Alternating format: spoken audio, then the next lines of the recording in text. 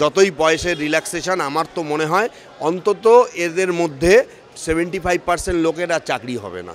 তারা পরীক্ষা দেবে, সবই দেবে, কিন্তু কম্পিটিশানে টিকতে পারবে বলে আমার মনে হয় না। খুব কঠিন ব্যাপারটা হয়ে যাবে যদি এতই দুর্নীতি হয় এবং এসএসসি যদি দুর্নীতির কাছে মাথা নত করে তাদেরকে জেনুইন অ্যাপয়েন্টমেন্ট লেটার দিয়ে দেয়, যারা ফেক এখন এসএসসি বলছে সিবিআইয়ের চাপে পড়ে বা মামলা হয়েছে, তাহলে তাদেরকে রাখার কি প্রয়োজন আছে? মানে মেরিটের কোনো দাম নেই, লটারিতে যার নাম উঠলো তাকে ঢুকিয়ে দিল স্কুলের স্টুডেন্ট হিসাবে। একমাত্র তৃণমূলের মতন একটা চিটিংবাজ সরকার বলেই এই প্রসেস তারা চালাতে পারে বিদ্যার মতন একটা জায়গায় একটা ছাত্রছাত্রী নির্বাচন করতে। যারা টাকা নিয়েছে তারা দোষী, যারা টাকাটা দিতে গেছে চাকরিটা পাওয়ার জন্য তাদের কোনো দোষ নেই। এগুলো সব থেকে বড় বড় গদ্দার আর চিটিংবাজ। শিক্ষাটাকে বেচতে গেছিল, নিজের কোনো যোগ্যতা নেই, পয়সা দিয়ে একটা চিটিংবাজি করে ভবিষ্যৎ প্রজন্মকে নষ্ট করতে গেছিল। সুতরাং এদের ভাগ্যে এরকম একটা ছিলই, কিছু করার নেই, হয়েছে। সুপ্রিম কোর্টের নির্দেশে 25,753 জনের চাকরি বাতিল, পুরো প্যানেলটাই বাতিল করে দেওয়া হয়েছে। আমার সঙ্গে রয়েছেন আইনজীবী শ্রমিক বাগচি।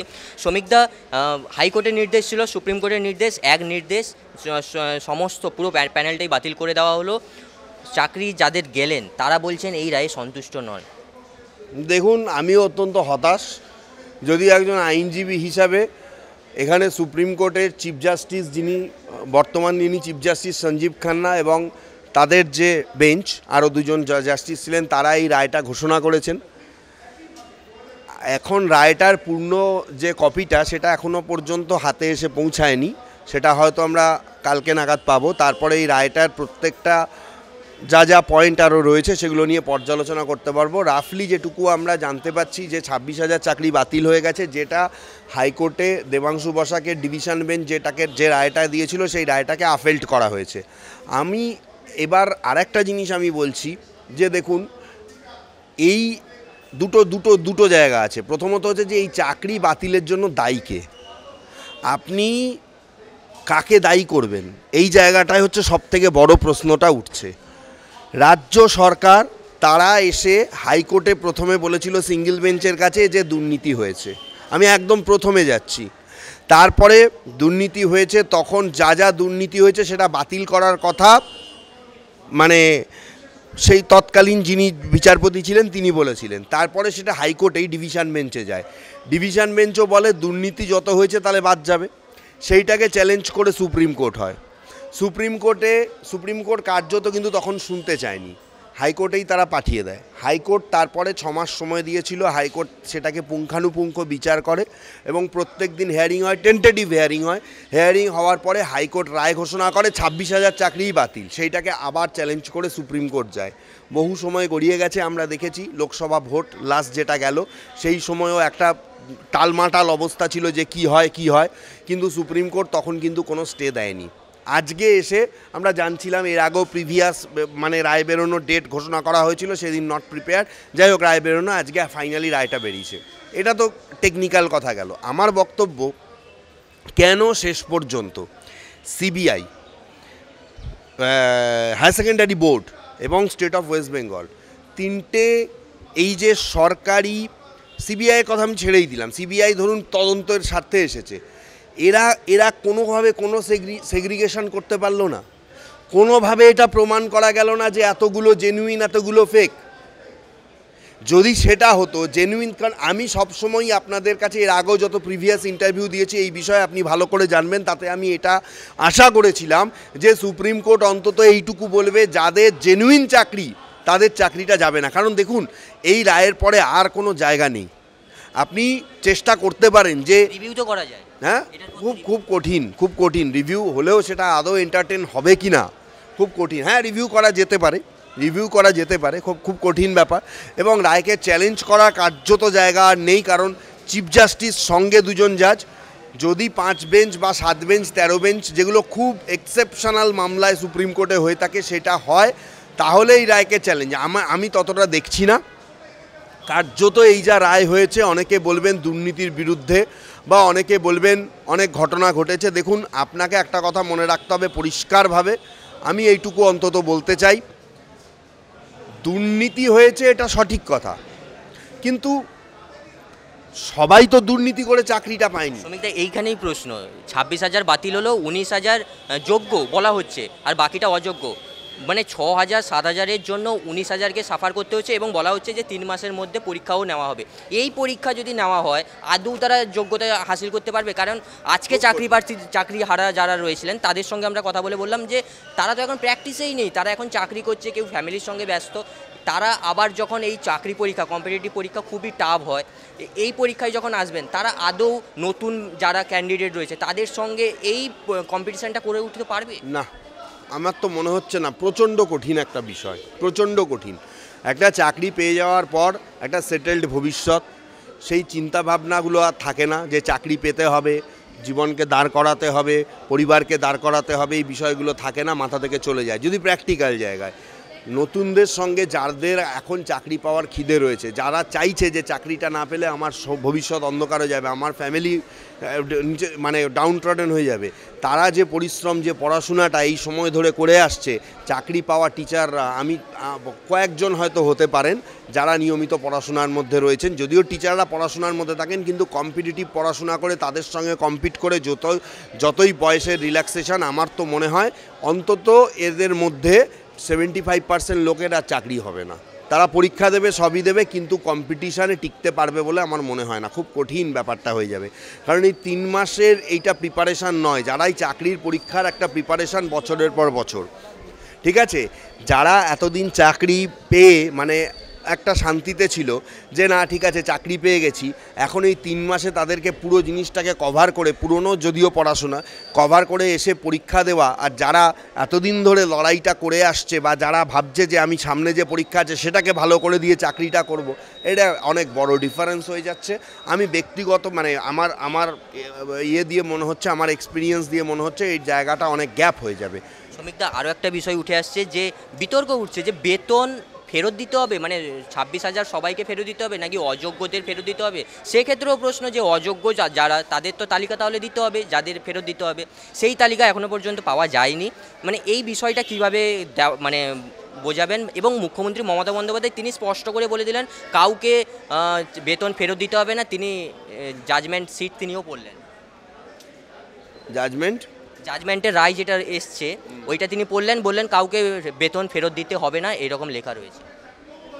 দেখতে হবে, না দেখে আমি কোনো মন্তব্য করব না, কিন্তু যতদূর সম্ভব আমরা যতটুকু সূত্রের মারফত জানতে পেরেছি, যারা অযোগ্য তাদেরকে ফেরত দিতে হবে 12% হারে। এখানে আমি একটা কথা বলতে চাই, যদি তাহলে অযোগ্য সেগমেন্টটা এখানে যাচ্ছে কি করে, বা যারা চিহ্নিত হয়েছেন সেই চিহ্নিতটা যাচ্ছে কি করে, কিভাবে আইডেন্টিফাই হচ্ছে, অনেক প্রশ্ন উঠে যাচ্ছে। ওখানেই তো প্রশ্ন যে যদি আমি এখানে অযোগ্যদের মানে তালিকা করতে পারছি, তাহলে তাদেরই শুধু বাতিল করার একটা তো প্রশ্ন উঠে আসতো যে আমি তালিকা যখন পেয়ে যাচ্ছি যে মানে যোগ্য অযোগ্য একটা তালিকা নিয়ে বারবার প্রশ্ন উঠেছে, অযোগ্যদের তালিকা পেলে অযোগ্যদের বাতিল করা উচিত, তাদের শুধুমাত্র মানে বেতন ব্যাক করানোর মানে তো সেটাই না, বেতন ব্যাক করানোর বিষয়টা থাকতেই পারে, কারণ যারা অযোগ্য অন্যায়ভাবে চাকরি পেয়েছে তারা তো গভর্নমেন্ট এক্সচেকার নিতে পারে না, সেই জন্য। কিন্তু এক্ষেত্রে অনেক জাজমেন্টও রয়েছে। আমি আপনাকে বলবো যে সময়টা তারা আপনাকে সার্ভিসটা দিয়েছে সেই সময়টার বেতন ব্যাক করানোর কথা আদৌ কি সেটা বলা যেতে পারে? কিন্তু এখানে সুপ্রিম কোর্টের চিফ জাস্টিস বলেছে এই রায়ের অ্যাপিলটা করবে কোথায়? আমরা যদি হাইকোর্ট কোনো রায়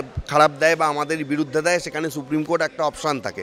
হাইকোর্টে সিঙ্গেল বেঞ্চ দিলে ডিভিশন বেঞ্চও খারাপ হলে সুপ্রিম কোর্টে একটা অ্যাপিল করার জায়গা থাকে। সুপ্রিম কোর্টের এই রায়টা কোথায় অ্যাপিল হবে?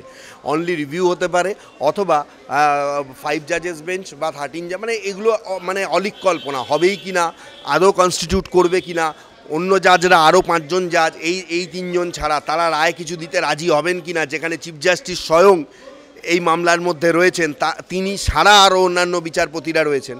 এটা অনেক আমি মনে করি যে অনেক বড় একটা প্রশ্নের সম্মুখীন করে দাঁড় করিয়ে দিল এই রায়। এখন দেখুন সুপ্রিম কোর্ট রায় দিয়েছে, একজন আইনজীবী হিসাবে, আমি একজন হাইকোর্টের আইনজীবী, আমি সুপ্রিম কোর্টও মাঝে মধ্যে মামলা করতে যাই, আমি একজন আইনজীবী হিসাবে এই রায় ভালো খারাপ এর ওপরে সোসাইটির কী প্রভাব, এই বিষয়ে আমার মনে হয় আমার বিশেষ মন্তব্য করা উচিত নয়। কিন্তু আমার মনে হয় যে কোনো সেগমেন্ট থেকেই, ঠিক আছে, জেনুইনদের চাকরিটা কি বাঁচানোর কোনো সম্ভাবনা ছিল না? এই দায়টা কে নেবে? রাজ্য সরকারকে এই দায় নিতে হবে। মুখ্যমন্ত্রী এত বড় বড় কথা এখনও মুখ দিয়ে বেরোয়, আমি এটাই অবাক হয়ে যাই। এই দায়ভার নিয়ে মুখ্যমন্ত্রী তো পদত্যাগ করা উচিত। অন্য কোনো রাজ্য হলে আমার ধারণা ছিল যে মুখ্যমন্ত্রী হয়তো পদত্যাগ করতেন। এসএসসি মানে এসএসসি একটা কমিশন, এত বড় কমিশন, আপনার মনে আছে কিনা জানি না, জাস্টিস চন্দ্রচূড়ের কাছে যখন প্রথম এই এসএসসি হিয়ারিং হয়েছিল, জাস্টিস চন্দ্রচূড় বলছেন তাহলে এসএসসি রাখার কি দরকার, যদি এতই দুর্নীতি হয় এবং এসএসসি যদি দুর্নীতির কাছে মাথা নত করে তাদেরকে জেনুইন অ্যাপয়েন্টমেন্ট লেটার দিয়ে দেয়, যারা ফেক এখন এসএসসি বলছে সিবিআইয়ের চাপে পড়ে বা মামলা হয়েছে, তাহলে তাদেরকে রাখার কি প্রয়োজন আছে? সুমিতদা, আমার এখানে প্রশ্ন, এবং চাকরিহারাদের সঙ্গে আছে কথা বলে একটা কথা বোঝা গেল যে তাদের এই যে মানে চাকরি গেল, মনে করছেন নতুন, আমি একটা কথা আপনাকে জিজ্ঞেস করছি, চাকরিহারারা কি মনে করছেন যে 3 মাস পরে তারা আবার কম্পিটিটিভ পরীক্ষায় বসে তারা আসতে পারবেন? আমার তো মনে হচ্ছে না। তাদের কি এরকম কনফিডেন্স আপনার মনে হলো? না সে বিষয়টা বিতর্কের বিষয়। এবং মানে আজকে কথা বলে যে তাদের কাঠগোড়ায় দাঁড় করাচ্ছে রাজ্য সরকার, 2 পর্ষদ। তারা বলছেন যে যদি পর্ষদ, স্কুল সার্ভিস কমিশন এই রকম একটা কাণ্ড ঘটাতে পারে, তাহলে স্কুল সার্ভিস কমিশনের দায়িত্বে যারা ছিলেন তাদের কেন শাস্তি হবে না? তারা কিন্তু প্রশ্ন আছে। এই প্রশ্নের উত্তর আপনাকে আমি অবশ্যই দেব। আপনার হয়তো মনে থাকবে বেশ কিছু সময়ে এই স্কুল সার্ভিস পর্ষদের যারা যারা দায়িত্বে ছিলেন তাদেরকে সিবিআই অনেকবার ডেকেছিল, এবং আমরা দেখেছি যে এই মানে কি বলবো, এই স্কুল সার্ভিস পর্ষদের কিছু লোকজন তারা মিডিয়ার সামনেও কিছু মন্তব্য করেছিলেন। তারা, আমি তো একটা জায়গায় বলতে শুনেছি, বর্তমান যে সচিব, স্কুল সার্ভিস কমিশনের যিনি সচিব, তিনি একটা কথা, তাকে আমি একটা মিডিয়াতে, কোনো একটা মিডিয়াতে বলতে শুনেছিলাম যে আগের যিনি সচিব ছিলেন তিনি তখন সচিবের নিচের পোস্টায় রয়েছেন, প্রায়শই তাকে ডাকতেন তার ঘরে, এবং ডেকে তিনি বলতেন, ওনার নাম ধরে উনি বলতেন যে জানো এরকম ব্যাপার, অমুকের ফোন এসেছিল, তমুকের ফোন এসেছিল, মানে কোনো মন্ত্রী, কোনো নেতা, কোনো আমলা, তাদের ফোন এসেছিল, তারা বলছে আপনাকে এই চাকরিটা দিতেই হবে। আমরা হয়তো বলছি আরে এটা তো প্যানেলে নেই, বলছে তো প্যানেল ট্যানেল বুঝি না, এটা দিতে হবে, অনেক প্রেশার আছে। এরকম একটা কথা আমি শুনেছিলাম কোনো একটা মিডিয়াতে। মানে আমি কি ব্যাপারটা বলতে চাইছি, ধরুন আপনি কোনো একটা পোস্টে ছিলেন, পরবর্তীকালে তো তার উপরে কেস হয়, তাকেও সিবিআই অ্যারেস্ট করে, প্রাইমারির মতন তারও হয়। আমি সেই দিকে যাচ্ছি না। আমার বক্তব্য হচ্ছে যে এই জায়গাটাই ক্লিয়ার হচ্ছে না সিবিআইয়ের ওপর কী, এই মানে এসএসসির ওপর কী প্রেশার ছিল। কিছুটা তার কথা থেকে ক্লিয়ার হয়েছে। বলছে যে কোনো মন্ত্রী, হয়তো শিক্ষামন্ত্রী, ফোন করে বলছেন যে এরকম আমি একটা লিস্ট পাঠাচ্ছি, তার মধ্যে ধরুন 10 জনের নাম আছে, ওই 10 জনের মধ্যে প্রথম 5 জনকে আপনাকে দিতেই হবে, ঠিক আছে, প্রথম 5 জনকে দিতেই হবে, বা শেষ 5 জনকে আপনাকে দিতেই হবে, বা এই 10 জনকেই দিতে হবে। কিভাবে দেবেন, কোথায় দেবেন, কোন জেলায় কিভাবে কি করবেন আমার জানার দরকার নেই, প্যানেলে যেন নাম চলে আসে। কার্যত দেখা গেল তারা কেউ পেয়েছে 2, 5, 10, কেউ সাদা খাতা জমা দিয়েছে। গল্পটা হচ্ছে এই জায়গাতেই, মানে প্রেশারটা এমনভাবে ক্রিয়েট করা হচ্ছে, আপনি জেনুইন অথরিটি, আপনি অ্যাপয়েন্টমেন্ট লেটারটা জেনুইনই ইস্যু করছেন, ঠিক আছে, কিন্তু আপনাকে বলা হলো এ ফেক, এর অ্যাপয়েন্টমেন্ট লেটারটা আপনাকে ইস্যু করে দিতে হবে। দেবেন কি করে দেবেন জানার দরকার নেই, প্রেশার। কিন্তু দায়ভার তো পর্ষদকে নিতেই হবে। দায়ভার পর্ষদকেও যদি নিতে হয়, এই মন্ত্রিসভা কি দায়ভার এড়াতে পারবে? পর্ষদ কেন স্বীকার করছে না কোন কোন মন্ত্রী এর মধ্যে জড়িত? তাদের তো খুব ঝাল লেগেছিল গায়ে যে পুরো মন্ত্রিসভাই ভেতরে চলে যেতে পারে। যখন সুপ্রিম কোর্ট মামলাটা রায় দিয়েছিল, আপনার মনে থাকার কথা, লোকসভা ভোটের আগে, যখন সুপ্রিম কোর্ট বলেছিল যে না, হাইকোর্টের অর্ডারের উপর আমরা স্টে দিচ্ছি, এই মামলার ক্ষেত্রেই তো তখন, কারণ তার পেছনে 2টো কারণ ছিল। এক, সামনে আসু একদম নির্বাচন ছিল, নির্বাচনে একটা সরকার চায়নি যে সরকারের আগে, নির্বাচনের আগে সরকার একটা ধাক্কা খাক, যে যতই লোকসভা নির্বাচন হোক। প্লাস আর একটা ব্যাপার ছিল, সরকার যেটা সুপ্রিম কোর্টকে বুঝিয়েছিল যে এই যে টিচাররা, এই যেহেতু সরকারি কর্মচারী, তাদেরকে ভোট প্রক্রিয়ায় নিয়োগ করা হয়, এই টিচারদের ট্রেনিং হয়ে গেছে, মানে ভোটের জন্য ট্রেনিং হয়ে গেছে, তাদের মধ্যে অনেকে আর 7 দিন পর 5 দিন পর বিভিন্ন বুথে চলে যাবেন, তাদের কাজ, মানে তাদেরকে নিয়োগ করা হয়ে গেছে। এখন যদি বলা হয় যে এই 26,000-এর মধ্যে ধরে নিন, তা বলছে গভর্নমেন্টই বলেছিল প্রায় 22,000 তারা রিক্রুটেড বিভিন্ন বুথে, এবং অনেকে রিলিভার হিসেবেও রিক্রুটেড, তাহলে এই 22,000 লোককে এখনই গভর্নমেন্টের এই 7 দিনের মধ্যে আবার নতুন করে নিয়ে আসা সম্ভব নয়। মূলত এই জায়গাটাও একটা হিট ব্যাপার ছিল, কিন্তু এখন আর সেসব নেই, ভোট চলে গেছে, সবই চলে গেছে। মানে দেখুন এমন একটা জিনিস হয়ে গেল, আমরা এই যে মানে আমরা যে দেখতে পাচ্ছি, এটা সত্যিকারে প্যাথেটিক, খুব কষ্ট হচ্ছে। কারণ যে ছেলেটা বা মেয়েটা জেনুইন চাকরি পেয়েছিল, তার চাকরিটাও কিন্তু আজকে চলে গেল। সুপ্রিম কোর্ট এই জায়গাটা আমার মনে হয়, হয়তো দেখুন আপনাদের আমি আগেও বলেছি যে বিচার্য বিষয় যদি কোনো একটা সেগমেন্ট থাকতো তাহলে হয়তো সুপ্রিম কোর্ট দিত, কিন্তু মাঝে সিবিআই একটা প্রসেস শুরু করেছিল, সেটাও আপনাদের আমি বলেছি, কিন্তু যারা ফেক তারা সেই প্রসেসটার ডিসঅ্যাডভান্টেজটা খুঁজে এই পিটিশান করেছিল সুপ্রিম কোর্টে। সিবিআই লোককে ডাকছিল, আমি বলে দিচ্ছি, ক্যান্ডিডেটদের ডাকছিল, ডেকে বলছে এই তো তোমার নাম, এই তোমার অ্যাডমিট কার্ডের জেরক্স, এইটাই তোমার ওএমআর মার্কশিট, তুমি একটা সিগনেচার করে দাও।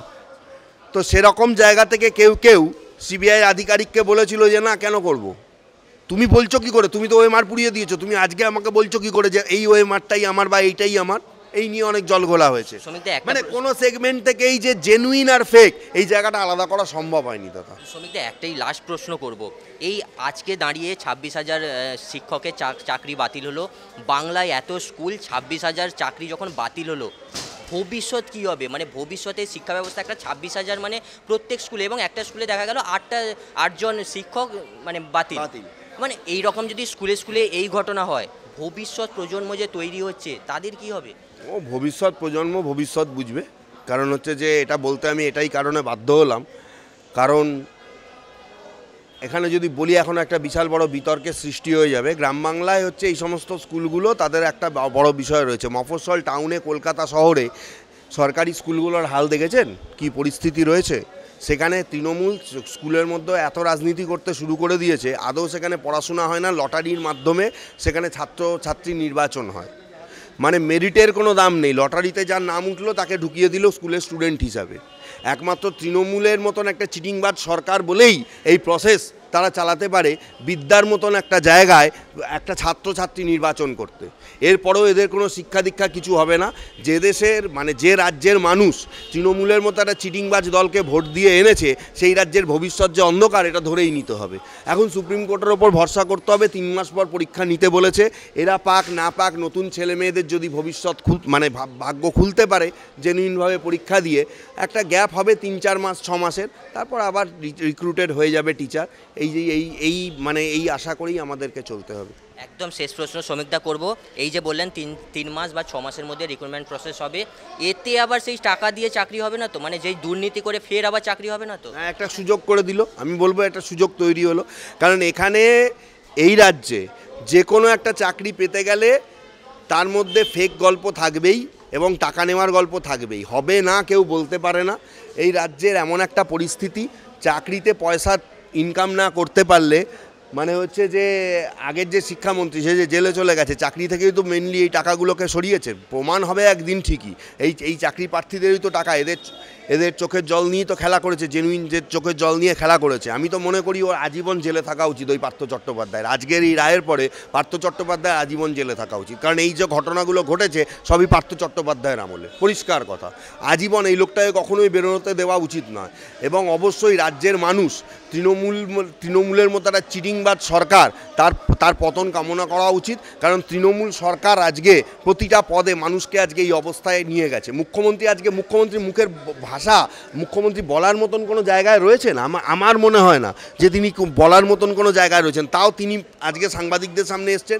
এইটাই হচ্ছে রাজনীতি, এইটাই হচ্ছে তৃণমূলের খেলা, যে খেলাটা সারা ভারতবর্ষ অন্য কোনো রাজনৈতিক দল খেলতে পারছে না বলেই আজকে এত বড় চিটিংবাজি করেও তৃণমূল আজকে মানুষের পাশে মানে যে আছে এইটা তারা দেখাতে পারছে এবং মানুষ ভোটও দিচ্ছে। কি হবে আমরা জানি না, তবে আমি এইটুকু বলবো, আপনার কথা দিয়ে আমি শেষ করছি, যে দেখুন এই যে ভবিষ্যৎ প্রজন্ম যার কথা আপনি বলছেন, তাদেরকেও অনেক হতে হবে, অনেক স্ট্রং হতে হবে। একটা চাকরির জন্য ভাই, একটা সরকারি চাকরি তুমি চেষ্টা করো, না হলে পরের বার চেষ্টা করবে, তুমি টাকার অফার করবেই বা কেন? তার মানে কি? দেখুন আমি কিন্তু দোষ এখানে একটা কথা মানতে হবে, আজকে এত চোখের জল আপনি দেখতে পাচ্ছেন, এদের দোষ নেই। যারা টাকা নিয়েছে তারা দোষী, যারা টাকাটা দিতে গেছে চাকরিটা পাওয়ার জন্য তাদের কোনো দোষ নেই। এগুলো সব থেকে বড় বড় গদ্দার আর চিটিংবাজ। শিক্ষাটাকে বেচতে গেছিল, নিজের কোনো যোগ্যতা নেই, পয়সা দিয়ে একটা চিটিংবাজি করে ভবিষ্যৎ প্রজন্মকে নষ্ট করতে গেছিল। সুতরাং এদের ভাগ্যে এরকম একটা ছিলই, কিছু করার নেই, হয়েছে, মেনে নিতে হবে। শুনলাম আমরা শ্রমিকদার কথা। ক্যামেরায় গৌতমের সঙ্গে সুমন, চ্যানেল হিন্দুস্তান। বিভিন্ন বিষয়ে ভিডিও পেতে চ্যানেল হিন্দুস্তানের ইউটিউব চ্যানেল সাবস্ক্রাইব করুন www.youtube.com/channelhindustan।